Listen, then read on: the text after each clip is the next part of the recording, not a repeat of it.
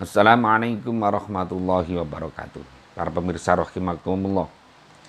Salat Idul Fitri hukumnya sunnah.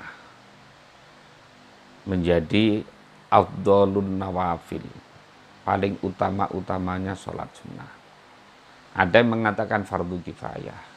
Bahkan dalam mazhab Hanafi dikatakan hukumnya wajib.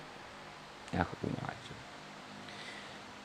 Salat Idul Fitri disunnahkan atau disyariatkan dengan berjamaah. Tetapi boleh orang melaksanakan secara sendiri. Tata cara salat Idul Fitri dimulai dengan niat. Niatnya adalah usolli sunnatan li'idul fitri rok'ataini imaman kalau jadi imam, makmuman kalau jadi makmum, lillahi ta'ala. Usolli sunnatan li'idul fitri imaman atau makmuman lillahi ta'ala. Kemudian takbiratul ihram, kemudian dilanjutkan dengan baca doa iftitah dan membaca takbir 7 kali pada rakaat pertama. Setelah itu baca Fatihah dan baca surat. Idealnya adalah surat Al-A'la. Kalau tidak hafal ya surat apa saja. Pada rakaat kedua takbir 5 kali, kemudian baca Fatihah, kemudian baca surat Al-Ghasyiyah. Kalau tidak hafal ya surat apa saja. Ya. Apabila dilakukan secara berjamaah, maka setelah sholat Idul Fitri dilakukan khutbah 2 kali. Rukunnya sama dengan khutbah Jum'ah. Pada khutbah pertama rukunnya adalah baca hamdalah, baca sholawat, wasiat ittaqullah, dan baca salah satu ayat Quran.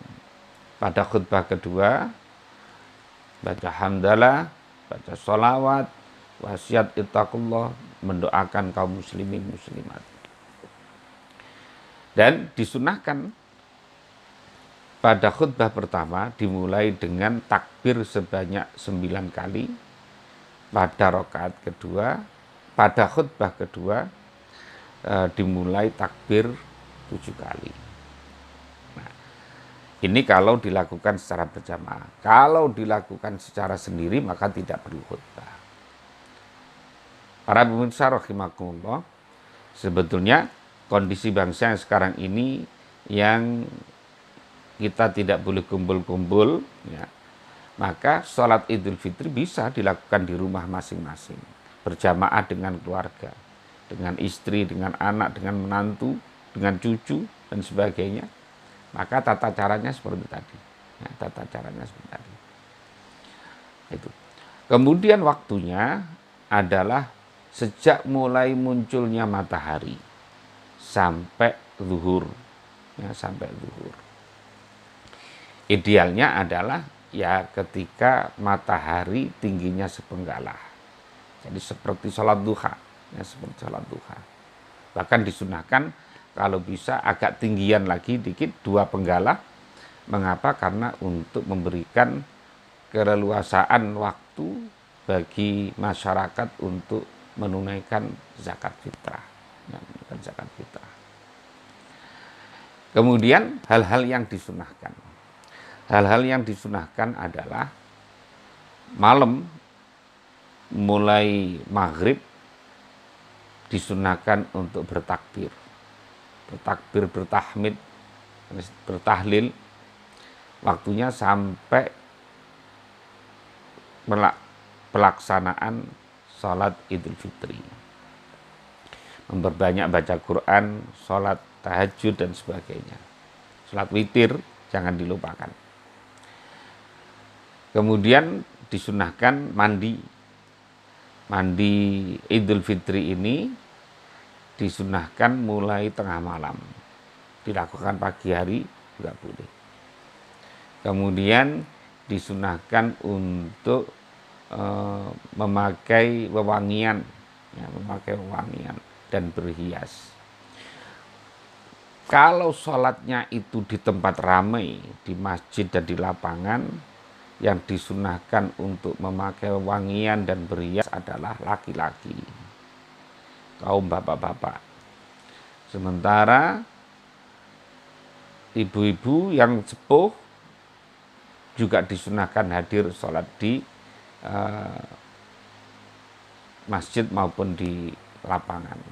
Tapi untuk yang muda-muda, perawan-perawan yang muda, yang cantik, apalagi yang banyak tingkahnya, maka jadinya makruh untuk menghadiri sholat Idul Fitri. Ya, sholat Idul Fitri. Itu sekitar tentang pelaksanaan sholat Id. Dan yang perlu diingat bahwa ada hal yang penting sebelumnya, yaitu membayar zakat. Ya, membayar zakat fitrah. Membayar zakat fitrah ini berupa makanan pokok sebesar 2,7 kg. Atau kalau orang Depok mengatakan 3,5 liter. Nah, itu bagus. Jadi berupa makanan pokok atau beras sebanyak 2,7 kg atau 3,5 liter dengan standar beras yang biasa dia konsumsi. Nah, saya sarankan masjid-masjid untuk berkoordinasi dengan Lazisnu PCNU, ya, dengan Lazisnu PCNU untuk bisa dijadikan sebagai zunit pengumpul zakat. Jadi nanti berarti masjid-masjid terkoneksi dengan Lazisnu, maka akan menjadi bagian dari amil. Itu sekedar penjelasan sekilas tentang sholat Id. Semoga ada guna dan manfaatnya. Assalamualaikum warahmatullahi wabarakatuh.